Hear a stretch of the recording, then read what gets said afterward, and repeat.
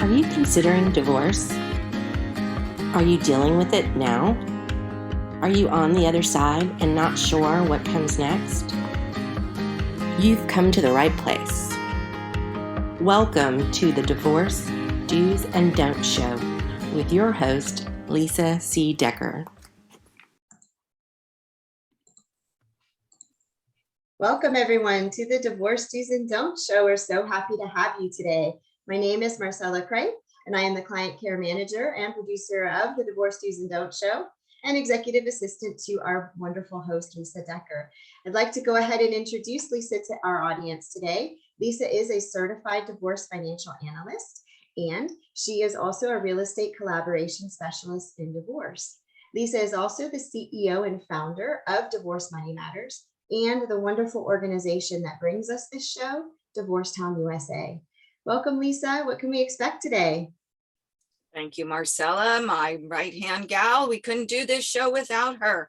We like to think of ourselves as Lucy and Ethel. We have a lot of fun here. Even though we bring you some heavy topics, we like to keep it light and entertaining and educational and informative. So I hope you're enjoying this series that we're bringing you today. We have a special guest in the continuation of May being Mental Health Month. And we have Tracy McConaghie with us. She is a licensed clinical social worker, a registered play therapist and supervisor, a certified positive discipline trainer, and co-owner of McConaghie Counseling in Alpharetta, Georgia, with her wonderful husband, Andrew. I have known Tracy and her husband for many years, and these are great folks, and you're going to get some excellent information today because she specializes in divorce, childhood anxiety, childhood behavior problems, and parenting. Tracy and Andrew created the Upside Down Divorce. Can't wait to hear more about that, which is a step-by-step approach and process to help families navigate divorce and beyond. So Tracy, welcome back to the show. We are so happy to have you here today. Oh, thank you. I just appreciate it so much. I want to say that Divorce Money Matters and Divorcetown USA, I could not be more honored than to be a part of it. If anyone's looking for, to me, you epitomize the combination of integrity, kindness, and expertise. And it's just a joy to share with you today. And thank you so much. Thank you. Thank you. The pleasure is mine and the honor is mine as well. We make a good team, and we're going to talk about how divorce takes a team, and we've been working together as a team for helping clients for a long time. So today we're really going to talk about common behavioral issues that you see in children during divorce. And so let's start off by talking about that. How does divorce really affect children?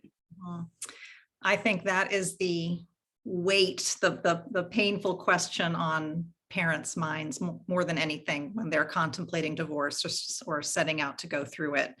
I think there's a lot of beliefs in our culture that divorce will be completely devastating to children, and they will be the language that we use sometimes around divorce, like broken home or broken family, and all of the messages about how divorce will affect children creates so much fear and concern in loving parents everywhere. So I'm happy to talk about it because, of course, I care about the impact on children and I work with it every day at my office, but I'm hoping to give some encouraging information as well, because the truth is, yes, divorce is painful for children. Divorce is a significant adjustment for children who are more or less equipped to deal with those adjustments depending on their temperament. But they also have an opportunity to learn about healthy relationships and constructive ways of handling conflict and being resilient through change. So I think it's a combination of difficulty, challenging, painful situations, depending on the nature of your family and what's going on, and also even some possibilities to help children grow a lot. I love that. You know, adversity can be a great teacher and build some strength, that adversity muscle for things later in life. So if the things are handled well in the divorce, it's not all bad. There are some good things that can come from it. I love that thought. So what are some of the common challenges with children during divorce?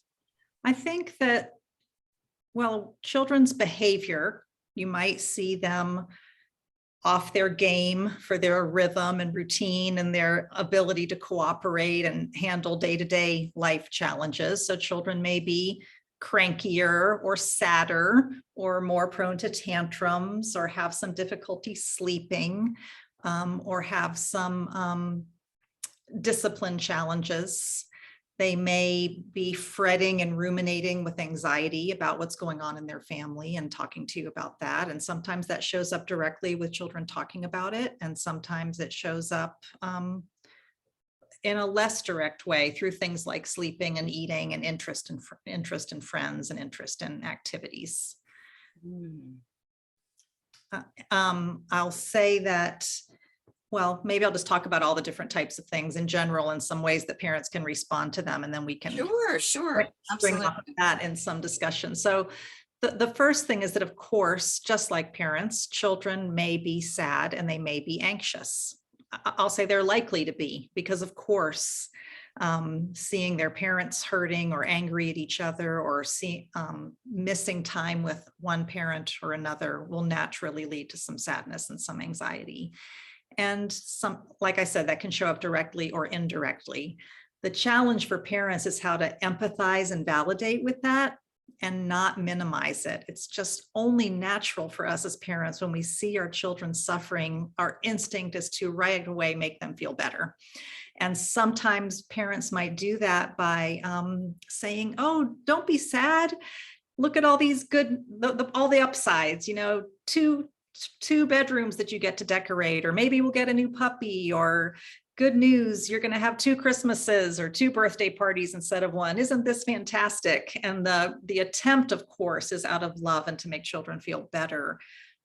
But that doesn't give children the opportunity to work through their grief and their disappointment about it. So instead, being able to empathize just with simple statements like, yes, I am sad too, or I can see that you're having a lot of worries about what will happen when our family's divorced. That is very natural. Tell me more about it.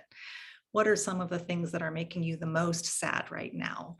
What are some of the things that might make you feel better? Would you like a hug? Would you like some time alone? Would you like to write some pictures or letters to your mom or dad? Would you like some space? And just observing for them the feelings that you see them having, validating that the whole family is having some of those too. And then, because of course we do want to support and comfort children, that comes with the reassurance, not that those feelings aren't there, but the reassurance that we have enough love in our family to get through this. And you know that this is a sad, hard time, and you know that you have all the support people you need and all the care for each other that you need to figure it out, and that we will be feeling better and learn a new way of being a family. So that's I think just a general tip for responding to sadness and anxiety. It reminds me of the same type of situation with grief. You know, families in grief kind of deal with the same thing. So, and divorce has a grieving period. So can you speak to that at all? Yes, it does. It has a grieving period for parents in particular. Of course, most of the time when people get married, they don't set out thinking that they're going to get divorced one day. They're full of hopes and love and plans for the future. And the loss of those dreams and plans and love is very painful. And it is something to grieve. And children will be grieving that both of their parents are in the same home, or even that both of their parents love each other. There's some comfort for children in that, and there's a loss of that. So yes, you're exactly right. It is a grieving process, and it doesn't have to be a permanent scar. However, I want to say I do really care about those, what I think are misunderstandings or myths that we have about that divorce has to be a forever kind of terrible experience.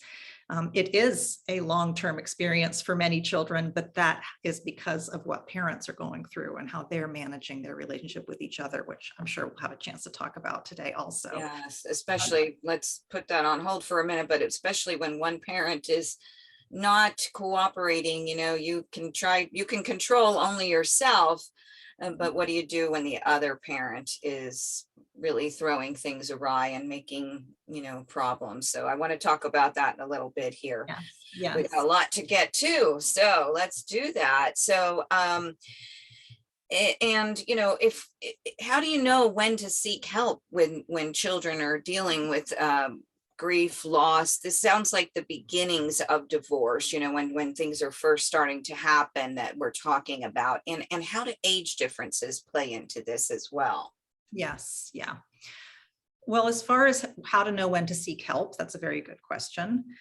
I think in general, it's right to expect there to be some difficult emotional fallout and behavioral fallout at the beginning phases of divorce. And there is no exact time, for how long that should last. But if you find that your child is persistently in distress, crying every night, can't seem to adapt to their new routine without anxiety every day about where they'll be going or what will be happening, if they're having difficulty sleeping or not interested in their activities or their friends from before, and their life just seems to be dominated by these difficulties and it's interfering with the other parts of their life, and that persists for more than, a few weeks, a couple weeks, it doesn't hurt to go to therapy proactively when something like this happens, but it's not essential for all children. But that's what you're looking for. Children need to be able to still have some fun, have some time with friends, learn in school, do some activities that they enjoy, and enjoy some family time. And if they're just not able to function well in those areas for a persistent amount of time, you definitely should seek some help in that case. Yeah. And what do you consider a persistent amount of time? At what point does it become problematic versus normal? Yes, it's kind of a judgment call, to be honest. There's not an exact amount of time. So I'm thinking more than a few weeks, or if the level of distress is just interfering so much that there aren't breaks in the day and in the week in which children are also enjoying, learning, growing, kind of going about their life. So think about a few weeks-ish and think about the level of difficulty. If there's, occasional sadness and crying or complaints about divorce, that could last for months, but that's an occasional situation, and their children are still learning and growing and playing and doing the other things too, then that's okay. Okay, good rules of thumb to know. It's hard to know for parents, right? We don't know when to draw the line and say, I need to reach out. And like you said, it's good to be proactive all the way around. It gives the child someone to talk to that is, not related to the family, an independent person who can give the child or children tips and tools. I'm curious, something coming to mind, when you do therapy with children, do you do all of the family, the children at one time? If you had a situation where there were multiple children their family going through divorce, would you want to see them individually or all at one time? Often some of both. Sometimes it's nice to have individual time with children because some children are, especially maybe they're looking at their older sibling for how they might feel or what they should feel or do. And they might, if another sibling in the room, they might mirror or just kind of toe the line or mimic that sibling's feelings and experiences, because it's hard to just on your own say, I disagree, or I'm actually mad, or, whatever it is. So making sure they have some individual time that they can just, with no pressure of other family members around, say what they're truly feeling and going through. And then there are also times, because I've worked with many families in which the children are going through a lot, but they don't talk to each other about it. They're not sure how to do it. So having siblings together to say, now this is an opportunity, this is a forum where you can do some art together or make a sand tray together about what our family's like now and what it used to be and how we want it to be. And it can be a great relief to siblings to find out they have each other for that kind of support if they're having a hard time figuring out how to talk about it on their own. Oh, that's lovely. That's lovely. I love this conversation, Tracy. You're so easy to talk with, and this is so important for parents. I hope that, you know, folks are going to just soak this up and take your sage and wise advice here. Yeah. So again, Another quick thought just about therapy, you know, sure. the idea of proactively just checking in, even if it might be a session or two. You know, I personally, of course, I'm a therapist, so you might expect me to say this, but therapy is a part of my life personally, also off and on over the years. I think for all of us who are trying to manage our emotions and our relationships and get through all of the difficulties of life with some awareness and health and to be the best we can be, that therapy should be a part of all of our lives. We should have a doctor and a dentist and a chiropractor and an accountant and a financial professional, a therapist, and bring our whole team in to help us through life. And so offering children, you know, our family's going through a lot right now. We found someone who becomes a friend to children and to their feelings when life is changing. And you're going to get to have a few sessions to play and talk and draw and be with that person, or if they're a teenager, you might phrase it a little bit differently. But it can plant the seed, even if it's just a session or two, to take away some of those fears of what kind of people go to therapy and what is therapy like. And then later in life, if something comes up that is much more serious for them, they have that memory and experience to draw on. And it's just a wonderful, I think, gift to give kids even the awareness of that resource and how comforting it can be for them. I couldn't agree more. You know, the stigma of people going to therapy, that there's something wrong with you mentally, is just so ridiculous. Yes. I think it takes strength to say, I have more than I can deal with right now. I need someone to talk to objectively. I need someone who can give me some tips, some tools, some things to put in my treasure chest to pull out when the darkest, hardest, difficult times come out, and I can deal with those things in a better way. You know, our mental health can affect our physical health as well. People forget that.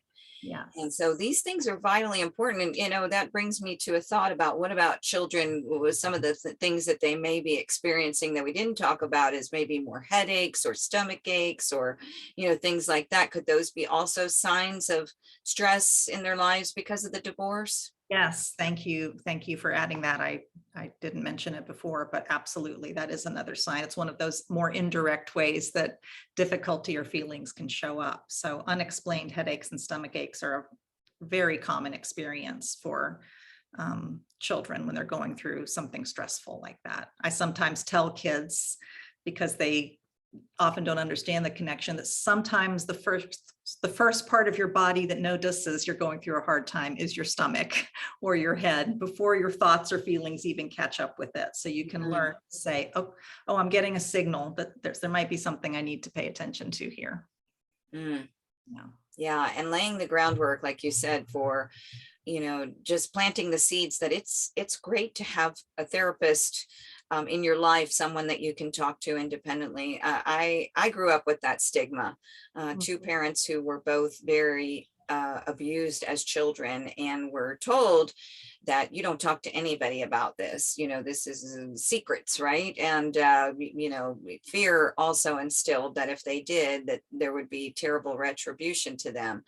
And so in our family, you didn't talk to anyone about things, let alone a stranger, a therapist. But growing up, I realized that, you know, I need someone to talk to who can listen to me and help me with what I'm dealing with. And I found it to be the most helpful thing in the world. And sometimes you have to find the right fit. Not every therapist is going to fit with everyone or every child, but once you find that good fit, oh my gosh, it's wonderful to have your person, that time devoted. I couldn't agree more. It's getting better. You know, I think therapy is more accepted, and even with the things that many of us are learning about mindfulness and paying attention to ourselves and self-care, it's better, but there does still seem to be in many of us the idea that difficult feelings need to be avoided, need to be removed, need to be denied. And in actuality, entering into them and dealing with them is the ticket to peace and feeling better. And it kind of leads me to the second category of possible behavior issues. We talked about kind of just grief, sadness, and loss, but then also adjusting to not sleeping in the same home every night, being with a parent you're not used to being your primary caregiver, being away from some of your pet or some of your games or items or friends and neighbors, getting on a different bus, learning to manage a schedule, having your holiday in 2 chunks instead of 1. There's so many things to adjust to. And just by temperament, we're all more or less comfortable with change. You know, some people just sail right through it and in fact find it invigorating and fun and interesting. And some people feel completely unmoored and stressed, and children are the same. They're more or less comfortable and resilient to those kind of things. And so they may have some stomach aches or complaints sometimes when it's time to go to their other parent's home, or when a holiday is being changed or a birthday party is being changed. And sometimes parents' first reaction to that category of behavior difficulty is to say, okay, they can't handle it, they shouldn't go, or we need to, you know, change our routine completely. And the reality is, managing these changes in a healthy way, we want the goal at the end is for children to feel, my family made it. I have an intact family. It's just in a different shape than it used to be. I have 2 homes. I don't go to mom's house and dad's house. I have my home with mom and my home with dad, or my home with mom and my home with mom, depending on the configuration of your family. And I know where I'm going to go each day. And when I don't, my parents have my back and I know where to get my questions answered and I can handle it. And they have to go through the discomfort of, this doesn't feel familiar, this doesn't feel right, in order to arrive to that goal where they're settled and really can enjoy their attachment and time with both parents. So I encourage parents, even though they will be nervous when they see their children struggling with these kind of transitions, because as we said, they're already nervous about what the impact will be, to take a breath and say, we have a problem to solve, or we have a space with an opportunity for some creative solutions, rather than pulling the plug on saying, oh, they can't do this anymore, saying, oh, they're having a hard time with it. Let's get together with a professional or with each other as co-parents, and maybe even include our child in what are the supports for these kind of transitions. And when would you include a child? At what age do you think that they should be included in those adult decisions? Yeah, I don't think they should ever be included in adult decisions. Well, maybe when they're 15, 16, they might start really having a say so. How would you like to handle this schedule? But younger than that, they should have some input. Even a 5-year-old can have some input. It doesn't mean tell me what you think we should do, or how do you want to handle Christmas this year, or Hanukkah nights this year, whatever it might be. It just means tell me how you're feeling and what's the hardest, and what are your wishes, and what are your concerns, and then we're going to take all that information as parents and make a new plan or adjust our plan in some way. And that can include, it can include on long stretches of time with one parent having an ice cream or snack date with the other somewhere in the middle if they're missing them too much. It can include phone check-in, FaceTime check-in time. Sometimes it even means less of those, because they stir things up. The timing of those phone calls matters. How often they happen can either be supportive or make it harder to adjust. For example, a parent might be missing their child so much, and young children these days often have phones, even at a young age, and they might text or call them several times a day to see how they are, or invite the child to do the same. That's usually not helpful at all, because what we're trying to do is let kids settle in to real parenting time with both of their parents. So sometimes limiting that to a 10-minute call right before dinner. Bedtime's not the best time usually, because that's a time when we're often feeling the losses of the day. So it can be that, or just making a more gradual schedule, or changing the pickup and drop off procedures, whatever that may be. Great. Another question that comes to mind that I've heard children say is that they believe they caused the divorce. How do you address that? That just came up now here as we're talking. Yeah, no, good question. I think children might get that fear if they're aware of or have been exposed to a lot of parental conflict that is about the kids. And it is often about the kids, sometimes about discipline matters, or post-divorce, parents argue about schedules and decision-making about children. And if kids are exposed to that, that could lead them to have that feeling.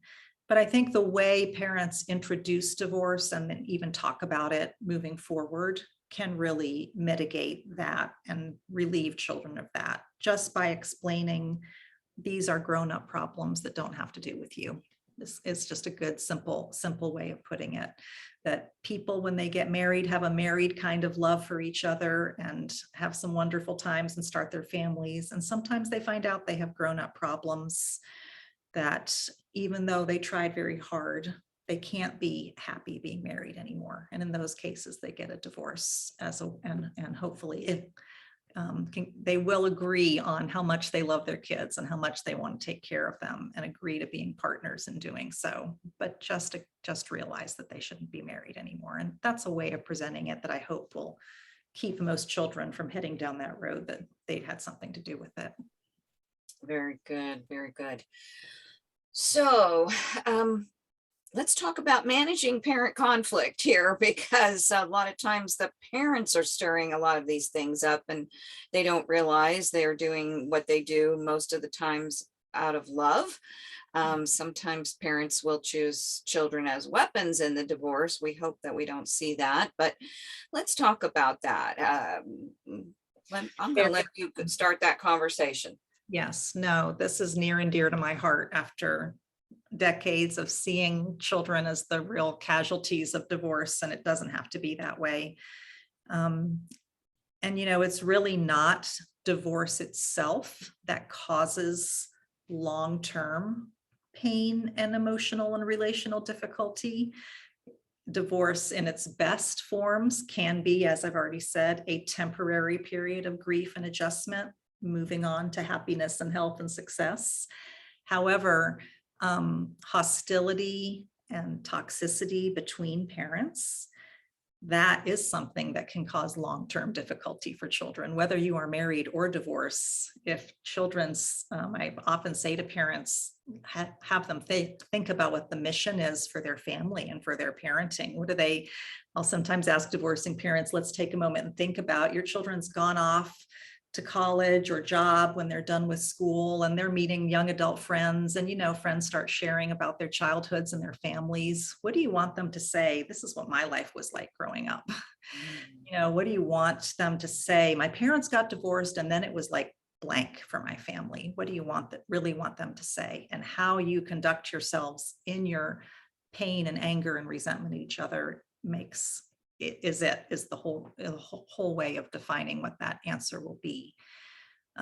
It's important to know that attachment, which is the connected, safe bond between a child and usually a parent or any other adult caregiver who is a constant in their life, that is the foundation of mental health and all relationships moving forward. It really makes the world go round, in my opinion. That bond and that attachment to a caring figure, when you don't have it, and I'm not talking about divorce in this case, but say young children who don't ever receive it, they are impaired for life. And attachment is significant in divorce too, because when we're thinking about that, we know that children need a safe, connected, loving relationship with both parents.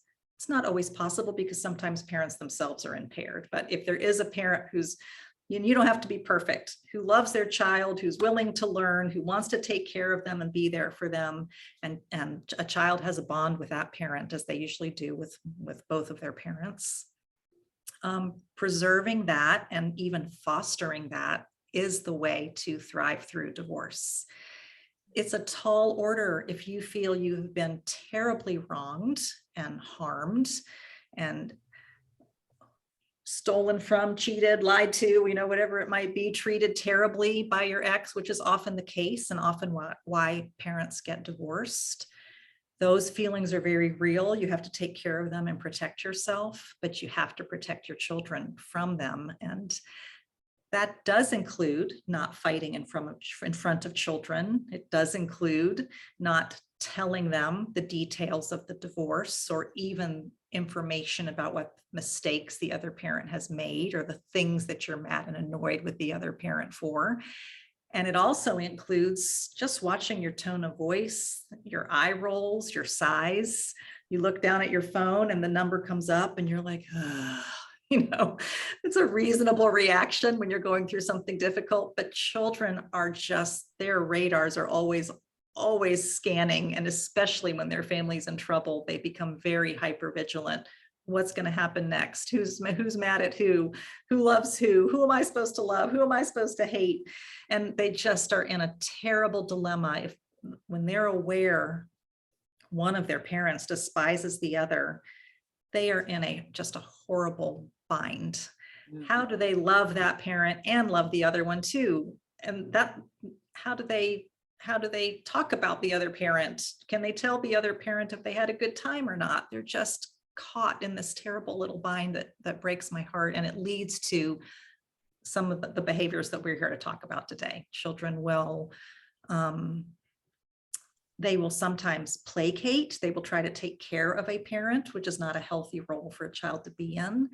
They will align with a parent by even saying things that aren't completely true. And I don't call that lying at all. I call it trying to survive when parents are at terrible odds. So let's say one parent is furious that the other parent lets them watch too much TV and doesn't give them their medicine in time and only feeds them junk food for dinner. And children shouldn't know if that's a parent's worry, but they often do. And parents are very intense about it and they're very scared because they've just gone through this terrible crisis.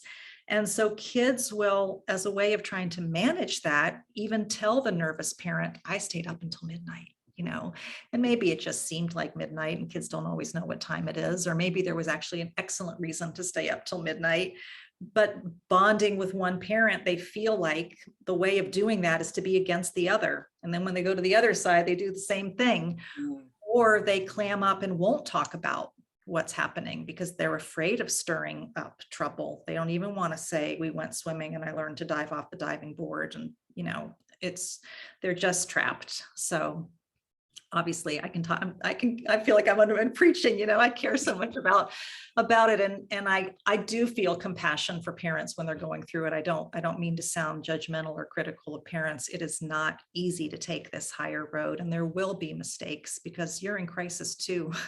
You're hurting, you're scared, you've lost something. You may have been hurt in some very terrible ways that are completely legitimate. So really hard to kind of figure out how to support children's relationship with both parents, but do your best, get help if you need to. Well, that's it. I mean, like I said, therapy, a great therapist will give you tips and tools and help you to understand that we do our best in the moment. Sometimes it's not always the best, but if we're striving for that, the best in each moment, then we have to give ourselves some grace because, we're human as well. But I love this conversation and how these things can affect children and what we can do to better ourselves as parents so that our children come out of this stronger and knowing more love because they're getting it from both sides than being scarred for life. So I'm grateful that you're here today talking about this. We need more conversations about this topic. So what should you do in a situation where a child tells you something that concerns you? How do you know whether that's truth? Because you talked about, survival, children saying things for survival versus when to really reach out and investigate further, and how far do you take that? So can you speak to that here, Tracy? Yes, of course.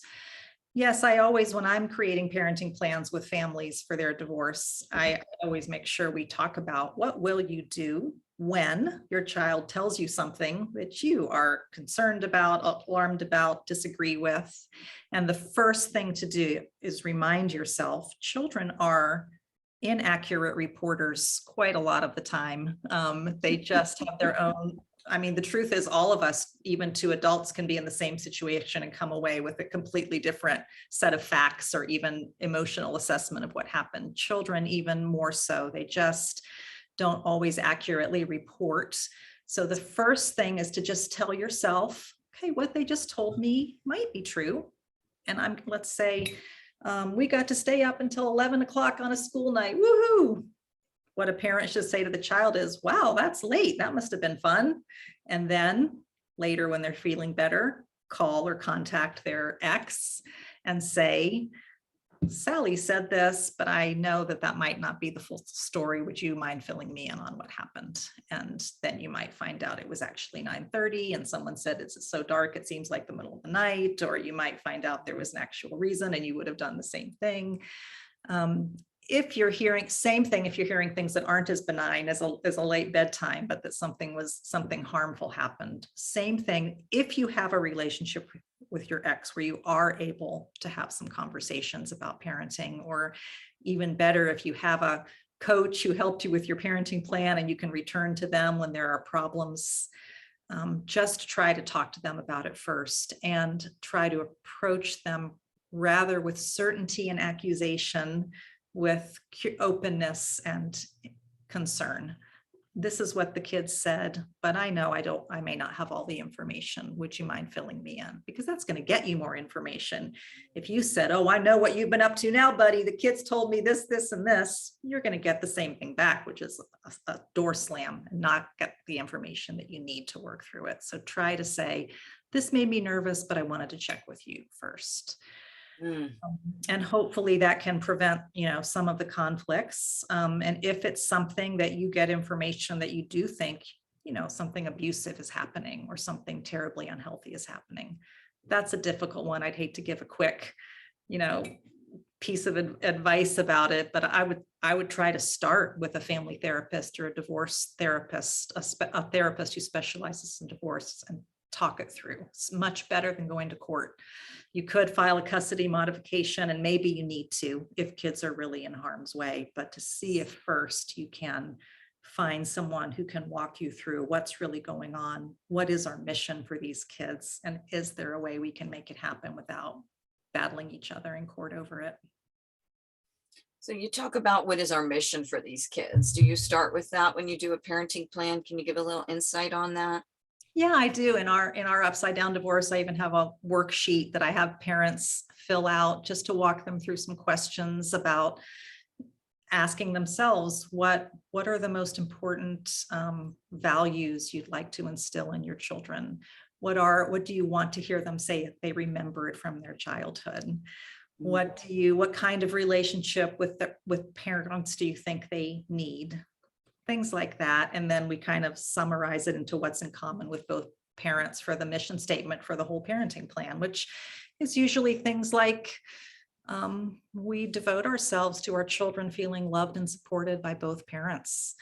We want them to develop faith, gratitude, feel accepted by both parents. We never want them to feel torn, that they can't enjoy time with either one of us, whatever, is most important to those parents. And it's useful to come back to, there's some nitty-gritty questions to get into in a thorough parenting plan. Like, what about when you start dating someone else? And what if you want to make a schedule change? What if you disagree about if they should have a cell phone or not? What if someone wants to take a vacation and it's 2 weeks long in another country and it's over your birthday? There's just so many little things that could come up. And whenever you're making those decisions, it's helpful to come back to, let's remind ourselves of what your mission is and see if we can find a solution that supports it and even furthers it, is really consistent with it. It's a nice guide. It is. It really is very different than a traditional parenting plan structured through the legal system. So I think this is a very nice way to start the divorce for people who want to start with their children. And, you know, at Divorce Time USA, we have a roadmap and a guide that goes with the roadmap. That's a free offering. And you'll see that there's a Put Kids First Parkway, there's Amicable Avenue, and there's Financial Freedom Road there. And all of it is to keep you away from Bigger Bucks Boulevard and Duke It Out Drive, which is traditional litigated divorce. So if folks want to start with Put Kids First Parkway, that really is what the upside down divorce is. So why don't you take a moment and talk about that? Because, you know, I'm a great fan of that, and had a little bit of interaction into that name coming about, which I'm so proud of, helping in some small way with your mission, you and Andrew. But you're doing such beautiful work. I would love to let you talk about that here. Thank you. That's so kind. Yes. You know, in my practice with my husband, Andrew, and we both ended up with he's a couples counselor. I'm a child therapist in our specialties, and we both do other work with adults too. But we ended up doing so much divorce work, either helping children as they went through it, either helping couples walk through it, even reunification therapy and all the kinds of things that can be a part of divorce, and just got more and more dismayed as we saw the typical divorce path, which is driven by the legal system. And most people's attorneys want them to win, and they're soon to be X to lose. And it's a win-lose proposition. And the more tricks and tactics and ambushes that can happen, that can make that happen, the better. Attorneys, of whom I am friends with many of them and use many of them in our upside down divorce process, but many of them are really profiting. The longer it takes, the more conflict it takes. There's just kind of an inherent conflict of interest. And again, just the paradigm of let's fight. And then the saddest part of that is, of course, people get divorced because they're unhappy and want to be happier. But once you do all of that damage in a protracted legal win-lose power struggle, the bitterness has piled up so high that then the next several years is just more of the same. And you never get that we started fresh, you know, and had something special. So all that to say, we really wished, we call it upside down divorce, partly because we would like to turn divorce upside down and do something totally different. And also because we do the process upside down. Attorneys don't enter until the very, very end. You make a parenting plan with Andrew or I, and in that process, instead of attorneys passing papers back and forth and fighting about it, you're sitting in the same room together and making the mission and all the nitty-gritty important parenting decisions yourself, rather than a judge deciding them or a guardian ad litem deciding them for you. And creating a co-parenting relationship that can really work for you long-term. Then we send you to a financial specialist, which I'd like to say I have a financial referral list with several long, but it's basically a paper that says Lisa Decker on it. And, so because there's just nobody better than you. So, You are so a divorce financial specialist needs to be next. So decisions are made and they're separate from the finances. You need a good financial settlement. And then we can use our friendly attorney to say, look what we've already done. Could you please make sure all of the legal I's are dotted and T's are crossed and file this for us? And I'm really proud of it. And it's just, I think I would like everyone in the world to do it, but we're only here in Georgia right now. I have a question about that for Tracy, actually. So if we have someone, because this is an international show, so if someone is watching this show now and they're thinking, you know, this is really the way I want a divorce. I want my kids, you know, to come out of this in a healthy way. I want to help them through it. And so what would you suggest that they do, or what are some questions maybe they should ask a therapist in their area or a parenting coordinator? And how would they go about doing that if the upside down process isn't available to them yet? I mean, you don't have to be in Georgia to do it. You can work virtually and do it from anywhere in the world. So you could still, we could still help you with that. But yes, I would say it is so nice if you prefer to find somebody in person in your area. You could, yes, you should find a therapist who specializes in divorce, but you need someone who knows how to create parenting plans. So it's great to have someone that can coach you through conflict, but there's a lot of details that need to go in parenting plans. So you do need some training and expertise in that. There is a collaborative, an International Academy of Collaborative Professionals, IACP. We used to have a chapter in Georgia. We do not at this time, that has attorneys and mental health and financial folks who are trained in creating a collaborative solution-oriented divorce, various models in which they do that, but there may be a resource from that also. And people could actually reach out to you for help on this, even other therapists, and you can help them develop that, I'm sure. I know that your model is to expand this because this is good work that's going on. And I would also add that, you know, in the upside down divorce process, which you and I have been working for many years before that name came up, is to engage attorneys, but not in a traditional way, not in a, okay, I'm going to pay a big retainer and file now. What is happening is you are engaging for consultation, for unbundled services, so that you are making sure that you have the legal aspects also included, because in every jurisdiction, there may be different requirements for the parenting plan, for the financials, for every other thing. So you want to make sure that you're getting the legal counsel along with the therapeutic, the financial. So you're not having to go back after you go to an attorney and they say, well, this is wonderful, but it doesn't meet the requirements where we are. So if you can have an attorney that you can bounce ideas off of along the way, it kind of puts a bow on everything, and you're making sure that all the hard work that you're doing is going to fly through the muster of the judge where you are in the end. So, you know, making sure that you and your spouse both have attorneys who are on board with a settlement minded approach. And that is so vitally important, to work with the other members of your team, your therapist, your parent coordinator, your divorce financial planner. And there is a big distinction there.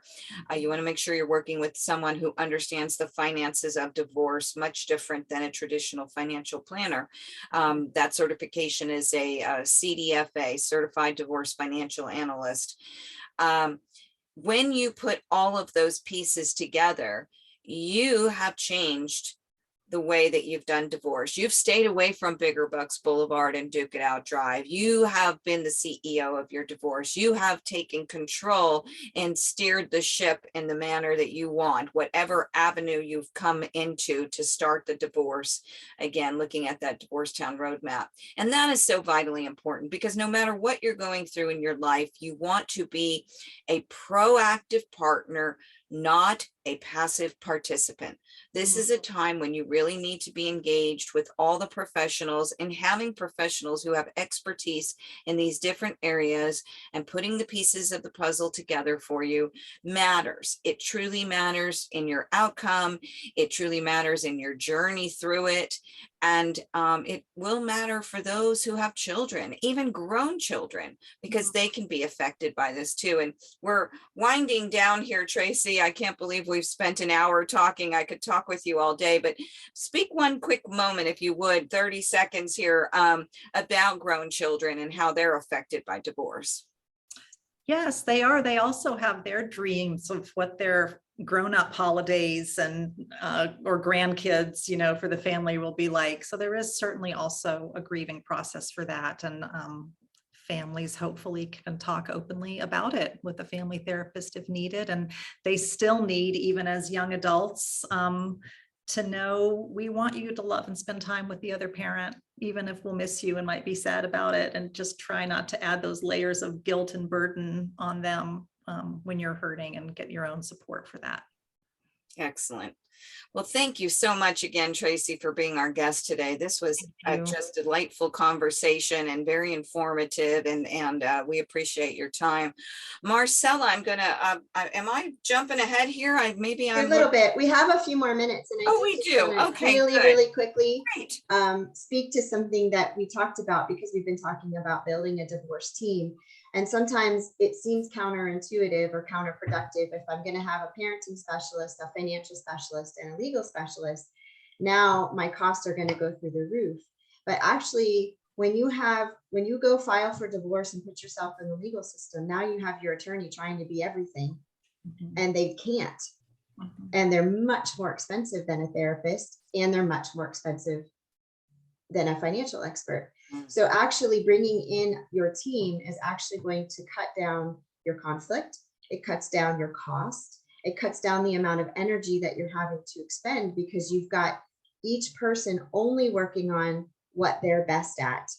And they're working together for you and not against you or with their own agenda. And I think that's so important when you're building a team. And I think that's one of the most valuable things that Divorce Town USA brings to the table, is that all of our professionals are used to working together. They want to work together. Nobody wants to see you in court. And that's always the last resort.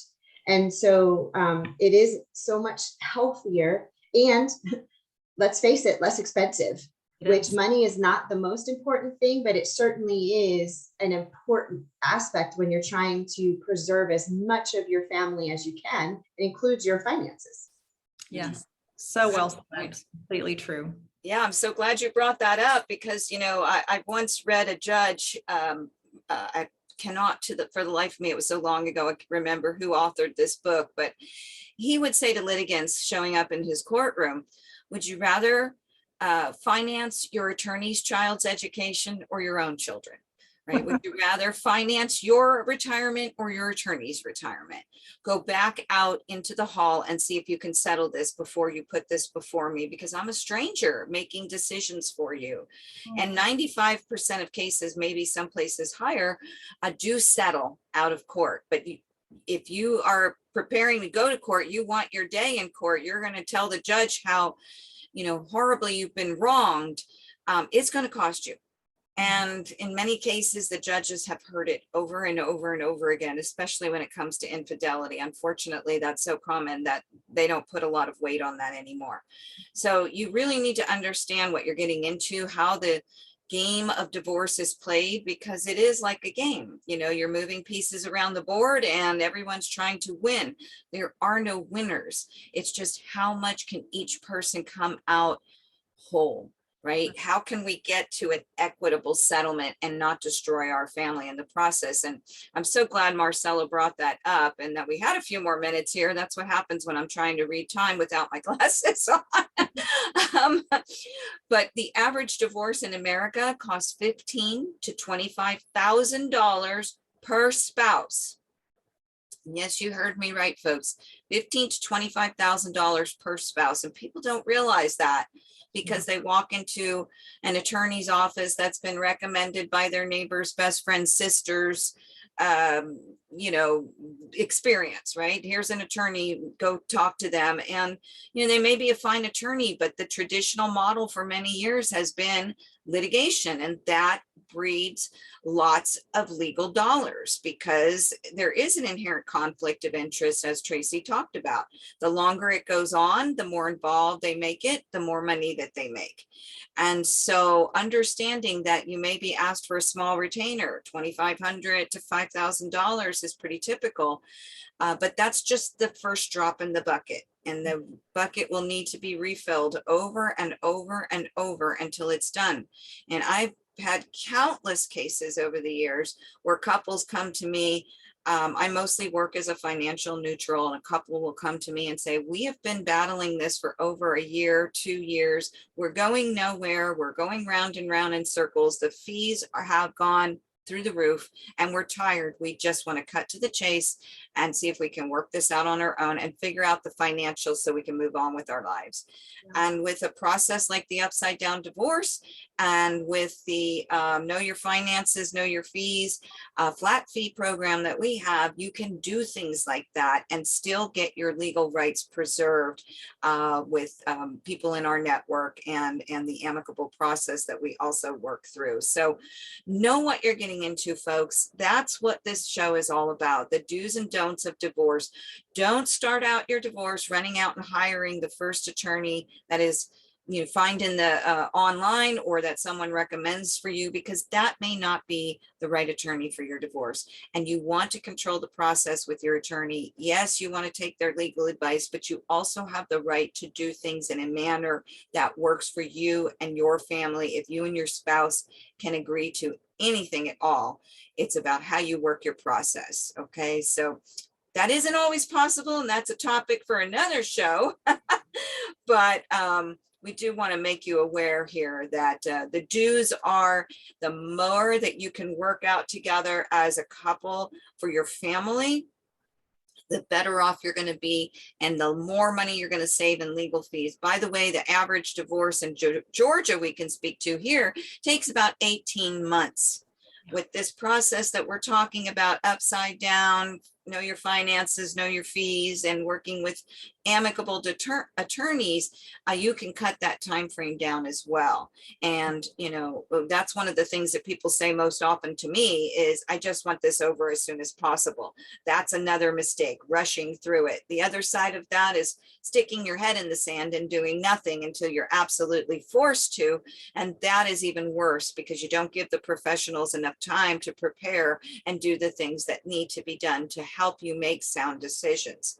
So divorce is a process, not an event.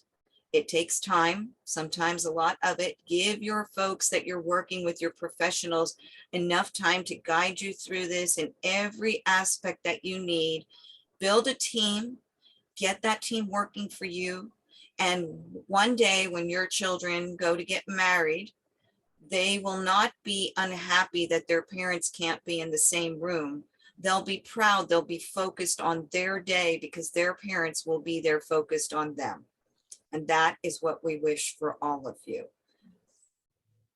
So Tracy, again, thank you for having us. Do you have any last words here? No, that was so beautiful what you just said. I couldn't agree more. So thank you for the inspiration, and thank you so much for having me today. Our pleasure. Thank you both. Our pleasure. Thank you both so much. It's been an amazing show, as always. Tracy, thank you. The information that you gave, especially, this is something near and dear to my heart right now with my own personal family, and so helpful, so beautiful, and it's really going to make a difference in some children's lives. So thank you for that. So now I'm just going to take you through a couple of resources that we have for you. We want to make sure you can find, for example, the Divorcetown Roadmap that we've already spoken about today. That you can find at divorcetownusa.com. It will explain more about an amicable process and also about the upside down divorce. So please visit divorcetownusa.com and download your roadmap there.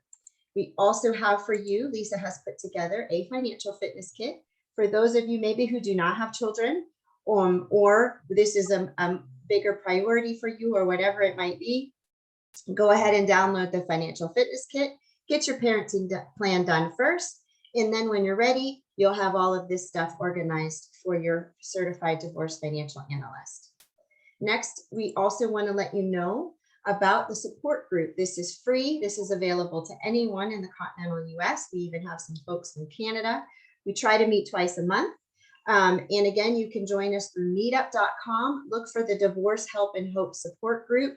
And you can always find us through Divorcetown USA as well, because that is the sponsor of this support group. Finally, we definitely want to make sure that you can find this book. This book was actually written by our guest today, Tracy McConaghie. It is entitled My Family is Changing. It's a drawing and activity book for kids of divorce, specifically between the ages of, let's say, 5 to 7.